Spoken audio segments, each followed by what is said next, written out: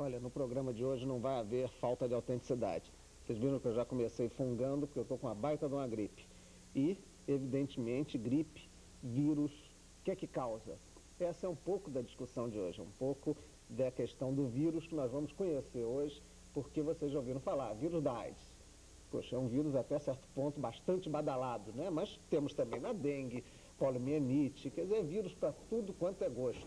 E vamos ver, afinal de contas, o que é vírus com a presença de virologistas capazes de nos explicar direitinho isso. Eu apresento primeiro para vocês o Pierre Bauer, do Departamento de Virologia da Fiocruz. Ao lado dele tem a Jussara Nascimento, também é do Departamento de Virologia da Fiocruz, especialista em gripe, hein? Já é um bom gancho. E aqui ao meu lado direito, a Maria Genoveva, que é da Secretaria de Saúde, do Laboratório Central de Controle de Saúde Pública, já esteve com a gente até na época da dengue aqui, discutindo também isso. E por final, apresento para vocês o Herman Schwartz. Como é que é esse nome? Diz aí. Maia. É duro, esse troço é tão complicado talvez quanto o vírus, né? Mas ele esteve recentemente aí nas páginas de jornal isolando o vírus da famosa dengue hemorrágica. Quer dizer, um trabalho feito lá no Departamento de Virologia da Fiocruz, no qual ele chefia. Eu pediria para o Dr. Herman que começasse de cara com o mais rudimentar. O que é um vírus? Os vírus são pequenos micro-organismos, menores do que as bactérias, são os menores agentes de doença que nós conhecemos e que são capazes de provocar vários quadros no homem. Você já citou aí o AIDS, já citou a hepatite, já citou a gripe. São pequenas unidades, pequenos micro-organismos que têm características próprias, mas que são capazes de infectar o homem e causar até a morte dele, dependendo do quadro que for, no caso, ser atingido. Em princípio, os vírus são bastante variados em tamanho, em forma, mas sempre pequenos e sempre capazes de passar de uma pessoa para outra, ou diretamente, como é o caso da gripe, ou através de um vetor, né, como o caso do Aedes que transmite o vírus da dengue, ou através do alimento contaminado, da água. Enfim, há várias formas de passar de uma pessoa para outra. Mas, em princípio, são pequeníssimos micro-organismos que no microscópio comum a gente não é capaz de ver. É preciso ter um microscópio eletrônico para poder ver os vírus na sua forma. E que, como disse, podem passar de pessoa a pessoa, ou através de um vetor, ou através da água, e causar uma série de problemas, algumas vezes muito sérios. E o que explica, doutor, uma diferença de doenças já que são, portanto, várias famílias de vírus, a gente Exato. pode chamar simpaticamente assim. É. O que explica essa diferença? Por que um é causador de AIDS, outro é dengue? Quer dizer, por que essas diferenças, vários tipos de vírus? Eles são diferentes, eles têm constituição diferente, eles têm dois tipos de ácido nucleico, quer dizer, a parte interna do vírus, a parte básica do vírus, a parte mais fundamental, a parte genética dele, tanto pode ser um ácido ribonucleico como desóxido-ribonucleico, né? E isso já é importante na separação, na multiplicação dentro da célula. E, a par disso, ele pode ter um envoltório, ele poderá ser de pequeno tamanho, e tem uma coisa muito característica, que é o chamado tropismo, quer dizer, a capacidade de multiplicar em algumas células do organismo e outras não. Alguns vírus multiplicam muito bem numa célula nervosa e outros não multiplicam nessa célula. Outros multiplicam muito bem numa célula, por exemplo, da garganta, numa célula do pulmão, e outros multiplicam muito mal aí. Preferem multiplicar no fígado. Então, se o vírus multiplica no fígado, evidentemente vai causar uma lesão mais no fígado. Se ele multiplica no sistema nervoso central, pode causar paralisia, pode causar encefalite. Alguns até são bem espertos, eles são capazes de multiplicar em vários tecidos. É o caso do herpes, por exemplo, né? Mas a grande maioria tem um certo direcionamento. Tem uma certa preferência, uma certa preferência. Então, isso que condiciona, então, a expressão clínica, né? O que vai acontecer, o sujeito vai sentir o quê em função disso. Tá. Vamos, então, começar a esmiuçar um pouco mais o que é cada vírus desse, para a gente entender o funcionamento, começando por esse que está aqui. Né? Primeiro, eu já começo a Jussara infectando todos, né? Porque esse passa pela expressão oral. Como é que é o da gripe? Não, o que ocorre com o vírus da gripe é que ele não é somente, porque quando você abriu o programa, né, o seu gancho, você falou sobre as viroses humanas, né?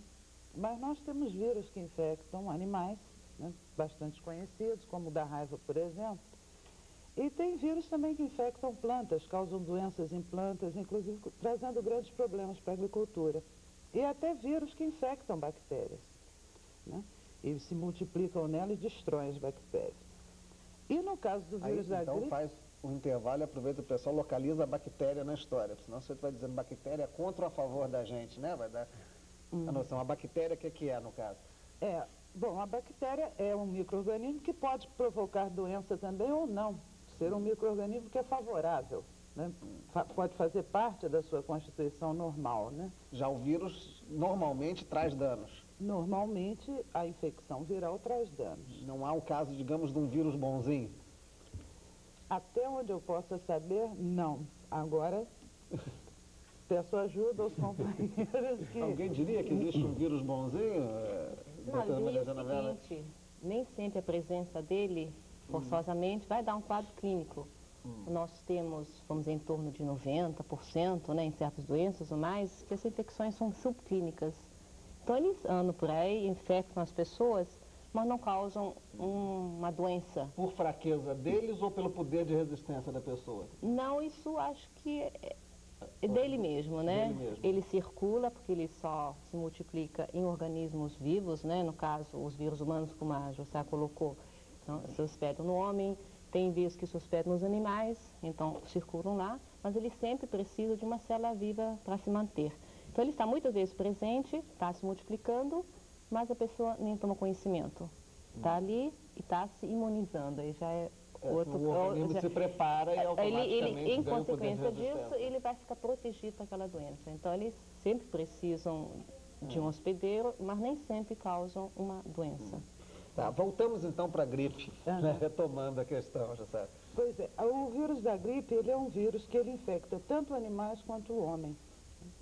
E no homem ele provoca um quadro bastante conhecido, né, já desde o início desse século, que nós tivemos uma epidemia muito grande chamada epidemia de gripe espanhola, com uma mortalidade bastante elevada, e alguns vírus, no caso da gripe, que apresenta muitas variantes virais, nós temos as chamadas epidemias. Algumas epidemias ocorrem com bastante gravidade. Outras ocorrem infectando um grande número de pessoas, mas não que os quadros sejam muito graves. Aí nessas questões de diferença, quer dizer, a doutora Maria Genoveva lembrou a questão do indivíduo criar anticorpos, portanto ficar imune a esse tipo de vírus. Ele já tem uma, digamos, uma bateria de combate pronta a resistir àquele tipo de vírus. Porém, no caso da gripe, volta e meia a gente está gripado. Quer dizer, cada vez que a gente gripa é um tipo de vírus diferente ou a gente não se imunizou bem de outro? Não, cada vez que você tem uma infecção respiratória aguda é um tipo de vírus diferente. E até o vírus da gripe é uma infecção tão frequente porque quando a população adquire a imunidade a uma determinada variante, uma outra variante que já vinha circulando passa a preponderar. Então, ela passa a provocar as epidemias. É aquela que chamamos sempre uma variante nova, né? Tá, isso é interminável? Quer dizer, nós teremos sempre variantes novas? Quer dizer, é o poder de adaptação eterno dos vírus aí contra a gente? Sim. Quer dizer, no caso de vírus de influenza, existem variações maiores e menores. Dentro das chamadas variações maiores, quer dizer, existe a possibilidade na natureza de uma combinação de 9 neuraminidases e 3 hemaglutininas, que são 2 antígenos diferentes. Então, essas possibilidades de combinação geram vírus diferentes. E 9 com 13 já é uma boa quantidade de progressão matemática. E se você levar em consideração que mesmo dentro desses antígenos, proteínas, existem variações menores que você também não reconhece, só com o vírus da gripe você pode se reinfectar várias vezes. Para você ter uma ideia, um adulto, em média, tem 1 a 3 infecções respiratórias por ano. Nem todas são vírus da gripe, existem centenas de outros vírus, também de famílias diferentes, como você falou, que podem provocar os mesmos sintomas. Né? Não é fácil, né? Não, em termos de infecção respiratória aguda, é uma variedade de vírus muito grande. Por isso é a infecção mais frequente, mais realmente. Comum, né? Bem, vamos pegar uma rara aqui, por outro lado, é a que tem mais ibope no momento, né, doutor Pierre? Há sempre uma grande curiosidade. Bem, por que hoje o vírus da AIDS? A humanidade existe há muito tempo. Por que não existia, então, o vírus da AIDS? Foi um vírus formado, uma nova espécie. Já inventaram as mais absolutas e fantásticas histórias, né? De um vírus de laboratório, do macaco. Quer dizer, mas a gente poderia ter uma noção clara, científica dessa origem? Por que de repente explode a questão do vírus da AIDS? Exato. Eles estão estudando no momento, os pesquisadores, no laboratório, vários isolados do vírus da AIDS, mas não só vírus da AIDS humano, mas também em animais. Porque se encontrou, isso é uma coisa interessante, uma característica, que na África tem macacos que são infectados por vírus que também fazem uma imunodeficiência. E, inclusive, tem um vírus humano, HIV-2, que se encontra muito na África do Oeste. Nessa região tem também um macaco, o Sutimangabi, que tem um vírus dele mesmo, de imunodeficiência, que é muito parecido. E que provavelmente foi daí que saiu, inclusive, uma outra infecção de macacos nos laboratórios, que infectou depois o macaco mulato, onde se descobriu, inclusive, que tem também uma imunodeficiência nos macacos. Agora, é interessante, esses vírus de imunodeficiência dos macacos, geralmente, na natureza, não se encontrou patologia, como ele controlaria essa doença. Mas o macaco não tem a doença como ele o ser não humano tem a tem, doença. né? Agora, não sei, do outro lado também pode ser que ainda não se estudou tempo demais, porque a evolução é muito devagar. Você sabe, no caso do HIV-1, o primeiro tipo de vírus da imunodeficiência humana, mais comum, você tem uma evolução para a doença em 7 a 10 anos, em metade das pessoas infectadas. No HIV-2 foram encontradas até pessoas sem doenças, eu acho que 20 anos infectadas. Então, nós não sabemos como é a situação no macaco. Mas como se analisou a informação dos vírus, o chamado genoma, se mostrou muitas semelhanças entre especialmente do HIV-2 e o vírus do macaco. Agora, eu acho que uma coisa importante para saber como tudo se desenvolve e como se desenvolver também nos macacos é conhecer vários vírus ou comportamento biológico, se ele é mais não problemático, ele ser mais agressivo. Porque é possível que os macacos tenham vírus que durante o tempo ficaram mais crônicas. E isso é muito importante para a gente também saber como se desenvolve a AIDS no futuro. Então tem muitos estudos feitos em cima disso também na África. Mas provavelmente saiu de lá, porque em outros continentes não se encontrou macacos infectados. Isso é uma coisa interessante. Mesmo assim, eu levantaria uma questão mais genérica para o doutor Herman, para depois cair na questão da saúde aqui com a doutora Maria Genoveva. Do ponto de vista ainda de origem, o doutor Pierre estava falando da questão localizada do vírus da AIDS. A gente ampliasse como vírus. Há vírus que são vírus que existem desde o início da vida do homem, outros que poderiam surgir depois, quer dizer, talvez por essa longa situação de reação no corpo humano. Como é que a gente poderia identificar essa questão de tempo e evolução? Quer dizer, o homem moderno está mais ou menos sujeito à doença de vírus?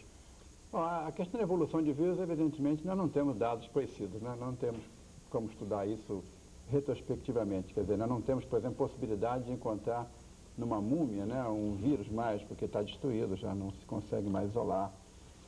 Os dados sobre isso são muito fragmentados. Ele precisa estar vivo para ser estudado. Ou pelo menos está lá inteiro, né? Não se consegue, normalmente ele se degrada rapidamente no corpo do homem, depois que ele morre, ele se perde rapidamente. Então, o que se pode é tentar criativamente, né, imaginar que alguns vírus, historicamente, você tem ideia, por falar em múmia inclusive, há um dado, por exemplo, há um hieroglifo, né, naquele desenho lá daquela escrita egípcia, que mostra claramente um quadro, uma pessoa com uma lesão de poliomielite. Então você pode imaginar que ela teria tido já naquela ocasião esse vírus. Outros vírus, há descrições na Bíblia, por exemplo, de varíola, que são muito claras, né? em que o Moisés proibia que as pessoas que tivessem aquele tipo de lesões saíssem de casa. Então, você imagina que algumas doenças realmente acompanham o homem há muito tempo, são antigas misérias nossas há muitos anos. E é de se imaginar que, à medida que foi evoluindo, que o homem também evoluiu, como qualquer ser vivo, ele então teve possibilidade também de a ele adaptar-se a determinados tipos de vírus, como o caso, por exemplo, de AIDS, que provavelmente passou do macaco para o homem, e há dados bastante seguros de que isso deva ter acontecido. Agora, por que não haveria, por exemplo, no passado, e é a pergunta óbvia, esses macacos existem também, até antecedem o homem, né? Pela nossa critério de evolução. E por que esse problema não teria surgido antes? Ou ele existe, como muita gente diz, e a gente nunca deu conta, por falta de um estudo preciso, que determinadas mortes já eram uma imunodeficiência? Olha, aí eu vejo o seguinte: primeiro, a questão do aumento da densidade demográfica do homem certamente é importante para que haja um intercâmbio de pessoa a pessoa muito facilmente. Isso é seguramente. No tempo que havíamos umas tribos, né, que a Europa tinha 1,5 milhão de pessoas, né, a Europa inteira, então evidentemente que a circulação de vírus é muito mais difícil. No momento em que você tenha num local 12 milhões de pessoas vivendo numa região como Grande Rio ou Nova York, um vírus circula com muito mais facilidade e roda muito mais facilidade dentro daquela população. Então, os contatos também de um lugar para o outro aumentaram tremendamente. O caso do dengue é típico, né? Como é que o dengue veio da Ásia, veio parar na América e agora, hoje em dia, está por aí. Os meios de transporte. Meios de transporte. Mas é que eu acho que essa evolução serviu para modificar bastante e deu condições de que houvesse essa evolução talvez mais rápida. Agora, em relação à AIDS, há uns dados assim, muito fragmentários de que descrições, por exemplo, eu li isso há algum tempo, descrições em Paris, no fim do século passado, alguém contava em homossexuais, descrevia um quadro clínico que poderia ser sido AIDS. Poderia, o indivíduo poderia ter se infectado na África eventualmente e depois isso não foi à frente por algum motivo, o indivíduo faleceu e não foi à frente. Talvez a amostra que houve uma mutação forte, como comentou a Jussara, houve uma mudança forte, uma modificação forte, e de repente tinha aí um vírus mais capaz de multiplicar facilmente, capaz de infectar muitas pessoas, e isso aqui rapidamente se implantou. Agora, certamente, a densidade demográfica foi muito importante. Densidade demográfica e a interrelação das pessoas, dos continentes. Né? Um vírus que existia num povoado da Indonésia, hoje em dia pode, dentro de 48 horas, estar aqui no Rio de Janeiro. Desde que o indivíduo se infecte lá, pega um avião, passa pela Europa e chega aqui no dia seguinte. Bem, nós temos aí uma questão que se torna mais grave, é que determinadas características sociais da nossa população, especialmente se tratando de Brasil e no caso específico do Rio de Janeiro, a questão da falta mesmo do saneamento básico, acarreta uma transmissão, né, uma facilidade de transmissão. Aí é que eu colocaria a questão para a doutora Maria Genoveva. Quer dizer, há todo um trabalho desde o surgimento da vacina, né, desde a invenção da possibilidade do homem se preparar, né, para reagir a determinadas infecções, uma possibilidade de reação. Mas e como que se fica nessa situação social do Brasil hoje? Poliomielite há uma campanha, quer dizer, há campanhas de vacinação, mas mesmo assim, no caso da dengue, fez grande alarido, grande tentativa de campanha, e olha aí ela outra vez, né? De novo. Como é que se soluciona essa questão? Bem, em relação à saúde pública, nós temos que dividir um pouco. Tem algumas doenças que já existe a vacina. Então, aplicada adequadamente, a doença pode ser controlada e pode ser até erradicada. Outras, não existe vacina, como o caso da dengue, não existe vacina. Aí o controle seria o controle do vetor, que é possível, mas é um trabalho muito grande. Em relação à poliomielite, já que se tocou, controle, campanha, a poliomielite realmente pode ser modelo de como controlar e erradicar uma doença. E eu acho que a América do Sul está de parabéns. Recentemente saiu até a informação nesse sentido, que a Organização Mundial de Saúde considerava erradicada. Toda a América Latina está no programa de erradicação de poliomielite, começou em 80, aliás, em 80 começou o controle, em 85 começou o programa de erradicação, quer dizer, acabar com o poliovírus selvagem, e que está bastante adiantado. Nós participamos de uma reunião em São Paulo, realmente revendo os casos do ano passado, e só houve circulação de 2 poliovírus selvagens. Isso mostra que realmente o poliovírus no Brasil está bem controlado, em cima de campanha de vacinação, em cima de uma vacina que é boa desde que ela seja aplicada. E o Brasil conseguiu isso em cima de campanhas, né? Que não é ideal, mas foi como se conseguiu. Tanto que no ano passado o Brasil só teve 37 casos confirmados, né? Na última reunião, então 37 casos, e desses apenas 2 pelo poliovírus selvagem. Os outros não se conseguiu confirmar, estão mostrando que realmente a gente está caminhando para a erradicação. O projeto é esse ano de 90, né? Realmente extinguir e erradicar o poliovírus selvagem. E o Brasil está nisso em conjunto com os outros países latino-americanos, já que a gente viu, tem homem presente, ele coloca em circulação o poliovírus, só o homem. Não tem nenhum animal intermediário que ajude nessa circulação. Como, no caso? Ele passa através, ele é eliminado pelo material fecal. Então, falta de higiene, né? Então era o caso típico até do que eu estava falando, de falta de saneamento básico. E mais de educação de higiene mesmo, porque ele passa muito de pessoa a pessoa, mais do que pelas águas, né? Está se mostrando isso. Então, uma higiene pessoal, né? Lavando as mãos, né? Já controla bastante. E, como tem vacina, é a grande arma. Poliomielite, hoje em dia, no mundo inteiro, está sendo controlado pela vacina. Vamos aproveitar esse aspecto aí de tentativa de combate ao vírus, né? Para já entrar aí na guerra contra eles. Deixa eu começar aqui com a Jussara numa questão típica. Vamos aproveitar para desmistificar um pouco aquele negócio, vitamina C e cama, ou o que tem? Porque no caso da gripe não tem vacina. E afinal de contas, o que é que combate o tal do vírus da gripe, afinal? Bem, não é exatamente que no caso da gripe não haja vacina. O que ocorre, e assim como Genoveva falou, quer dizer, junto com uma série de medidas que podem ser tomadas para evitar a disseminação do vírus, certas pandemias, quando eu falo pandemias, são epidemias de gripe que já estão pegando todo mundo. É bastante verificado em países mais desenvolvidos as pessoas usarem máscaras para evitar uma transmissão maior. Quer dizer, não que a máscara vá impedir completamente de que o vírus seja eliminado. Porque ele fica no ar a partir da respiração de uma pessoa infectada. A partir da respiração. Mas a utilização de máscaras, isso é comum no Japão, por exemplo, melhora bastante a transmissão.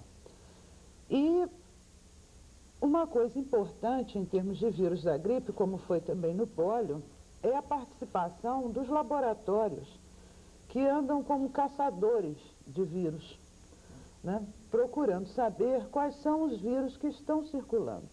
Porque quando surge uma tendência a aparecer mais uma determinada variante, pode-se construir uma vacina para aquela variante e vacinar a população como um todo.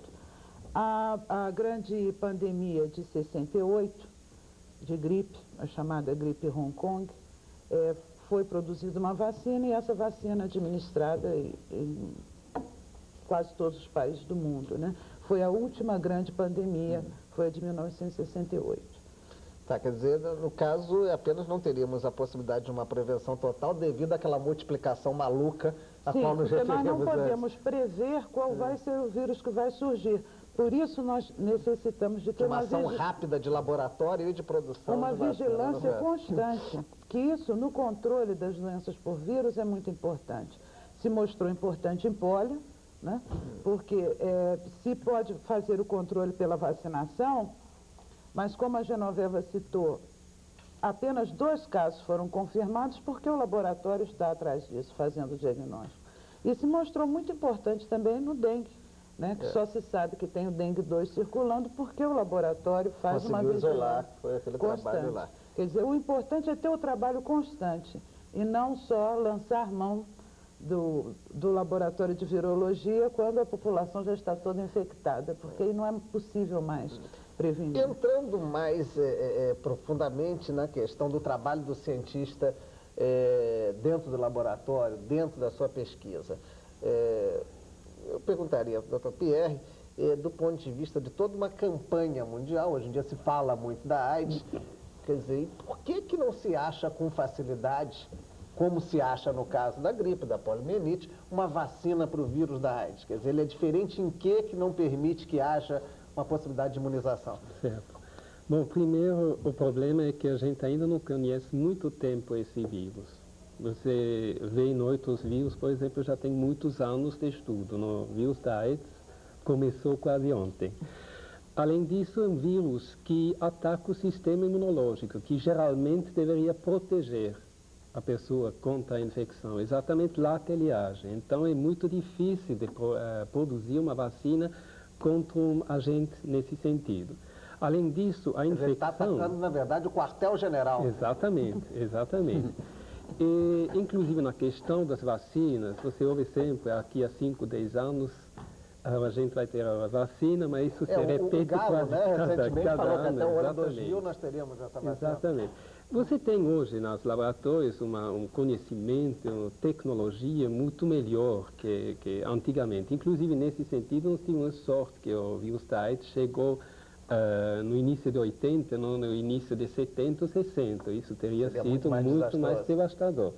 Mas existem muitos problemas que a gente ainda não conhece. Toda a ação do vírus, a biologia total do vírus, a ação no corpo e também o sistema imunológico.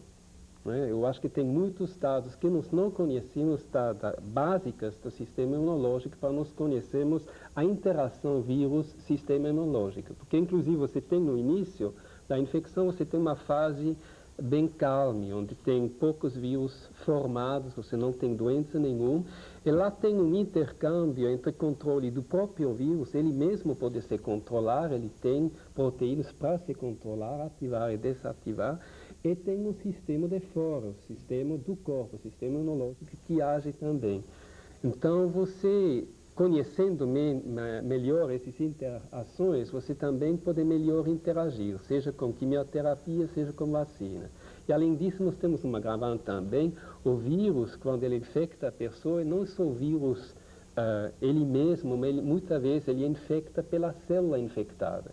Essa célula infectada, tendo a informação do vírus lá dentro, não mostrando nada do vírus, ela passa desapercebida pelo sistema imunológico e assim também de uma possível vacina. Nós vamos ver só a longo termo se, inclusive, vacinas que se desenvolvem agora vão funcionar. Porque, além disso, também nós temos a evolução devagar da doença. E um outro agravante, nós não temos um bom modelo animal para testar mais rapidamente a evolução da doença para comparar. 70 agora com os macacos que têm os vírus mais próximos da gente, então vamos ver. Nós chegamos. Bem, chegamos ao tempo final do nosso programa, mas eu acho que pelo menos em matéria de vírus, já repletos que estamos no nosso meio ambiente com eles, pelo menos possamos ter também um conhecimento maior, mais completo de como eles funcionam. Agradecemos a presença aqui de vocês que serviram para esclarecer quem está em casa. Deixamos a caixa postal 3916 para qualquer sugestão ou dúvida a vocês e aguardamos novamente a presença e a atenção. Até a semana que vem.